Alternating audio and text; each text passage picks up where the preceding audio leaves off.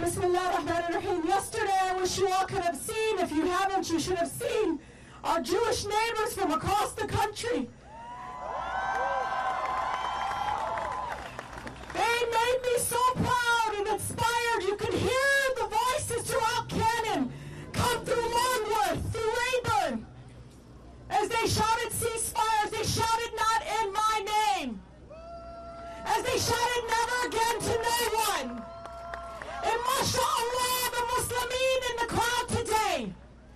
If this is not a showing that most America is not with you, Mr. President.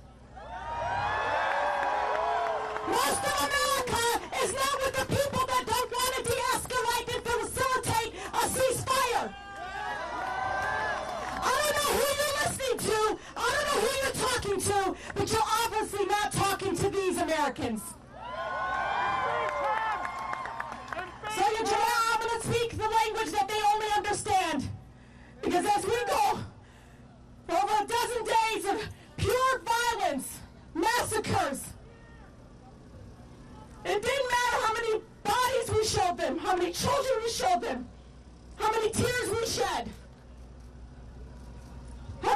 It wasn't the chemical weapons that was melting children's faces, burning them. It wasn't the cry of a mother or a father who took so long to have his baby boy crying, kneeling down to kiss him for the last time. It wasn't that. Do you know why now all of a sudden there seems to be this small sliver, little bit of humanization? Badri alaikum. When did you decide? Now? Now? After a man mutilated 26 times a 6-year-old body. We kept telling you, be careful. Stop equating this type of violence with the whole faith and the whole people. You didn't listen. Do you know when they started listening? Is when I told them, I just want you to know, Michigan is an important state where I come from. I'm going to speak their language. Come on, I want you to be honest with me because it doesn't matter how many bodies. It don't matter how many are dying from a war crime. War crimes are being committed. The answer to war crimes is not more crimes, ya Jama'ah. It's not how it works.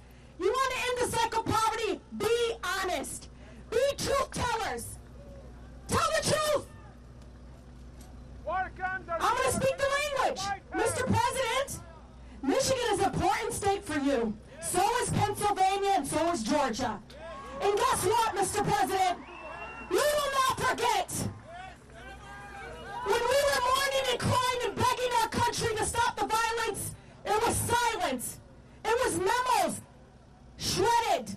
Don't say de-escalate. Don't say stop the violence. Don't say, hey, apartheid Israel. You gotta stop. This is a war crime. You're not following international human rights. No one spoke up.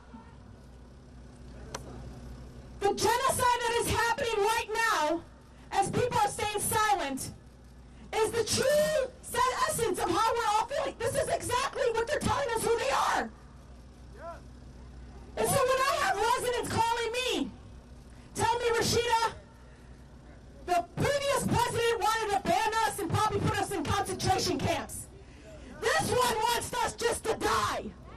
That's how it feels. Shame on them. Shame on them.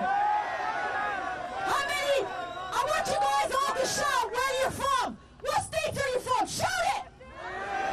Shout what state you are. We are from all over the country, just like yesterday. Amazing, incredible Jewish neighbors coming together from all around. This is how we gotta talk to them. And it sickens my heart that this is how I have to talk to them. Not the bodies, not the bombing of schools or hospitals, not the fact that people are literally with no water. No, they don't care. They literally are being paralyzed. Who are they listening to? You know what I read today? amazing. I am actually like, who do I send this to with the administration? Who are they listening to? When I read 80% of Democrats support a ceasefire. 57% of independents support a ceasefire. We have to talk their talk, ya Jamaa. You want to save lives with me? Go ahead. This is the way you talk to them. Guess how many Republicans? 56% of Republicans want a ceasefire. So if I have to show them in numbers, we're not going to sit back. Every child that died in Gaza, I'm going to multiply it by hundreds to show up. And if we show up, I don't care. We'll vote for Trade Commissioner. We'll vote for a city council person. We'll vote for a state representative that sees us and stands with us. We'll vote for Cory Bush. We'll vote for people like that stood with us. But guess what? We're going to remember. And maybe we don't want to vote for either the people that want to ban us or the people that want to live and sit silent while a genocide happens. That's the way we have to speak. I'll let him. I'll let him cook him. But they forget, I'm an American, but stem Palestini. Allah miha, my son, my city. Allah miha. I want my sister to live in a free Palestine before she dies. I want her to walk and pick her olives in a free Palestine. I want her to eat the warm tea, the things that she opens it on her land and puts it in her mouth in a free Palestine. And the Jamaa, the way we do it, we're not going to stay home. Oh, no. We're going to show them we're here. We vote. But guess what? If we skip the top of the ticket, if we feel like the people that want to represent us is going to sit by and allow a genocide to happen, you're not giving us a choice. You're not giving us a choice. So I'm going to always stand on truth. I'm going to always stand in saving lives. How many of you want to save lives? When they sit there yesterday and vilifying my Jewish neighbors that came here to demand, and these are American Jewish communities throughout the country that demand vilifying them, calling them all kinds of names. That's when we speak up and say, what about their voices? And say not in their name and never again. What about us? We showed up and you betrayed us. You've abandoned us. That's how we feel. It shouldn't have took, but they have to be dead right now and killed. Ganiya Jamaa 26 times. I'm not going to sit back, and I'm not going to fall for the warmonger propaganda. The thing they forget is that all of our communities come from war, from tragedy, from these horrific. When we see that child, we feel it. And it sickens me that nobody else sees the Palestinian people as they die equally as human. We're not disposable. We have a right to live. We have a right to not have everyone turn their backs on them. And I want my family in Palestine. I wish they can see this. I wish the Gaza children can see this. American people, the American people are not all in support of the genocide. We want you to live just like everyone else. Not all of America is with the Oval Office right now or what Congress is doing. The majority of them want a ceasefire. So wake up. Wake up, members of Congress. Wake up, the president. Wake up. It is time now for a ceasefire. I want them to hear you. Ceasefire now. Ceasefire now. Ceasefire now. They can't hear you. Ceasefire now. Ceasefire now.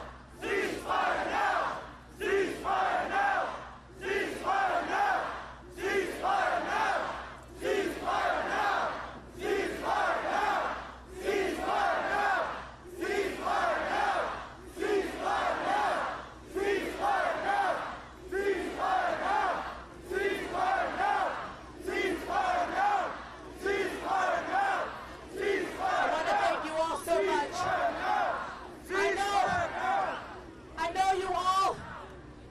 want you all to know, I know how much courage it takes to be out here.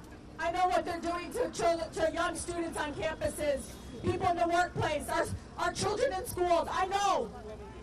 But you know what? Who's the judge? So I want you to know, you will always have a sister in Congress that will speak truth to power. And I protect everyone. Everyone. Thank you so much. Inshallah, the next convening will be to celebrate a free Palestine.